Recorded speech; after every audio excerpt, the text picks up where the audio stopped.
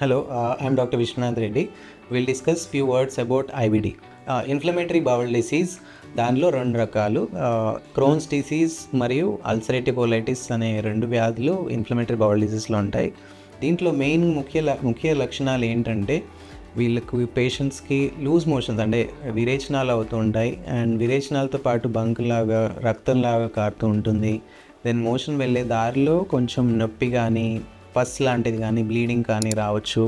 And then కడుపు నొప్పి రావచ్చు. ఇంకా రక్తహీనత అవ్వడం వల్ల వీక్నెస్, తొందరగా అలసిపోవడం జరగచ్చు. ఇంకా అబ్జార్ప్షన్ అవ్వకుండా మనం తినే ఒంటికి పట్టకుండా బరువు తగ్గిపోవడం జరగచ్చు.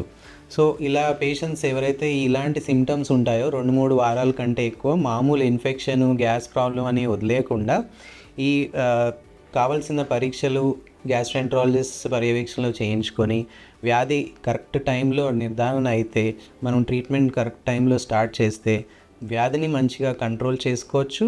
వ్యాధి వల్ల వచ్చే కారణాలు కాంప్లికేషన్స్ మనం ఆపేయవచ్చు. Like, comment and subscribe for more health updates.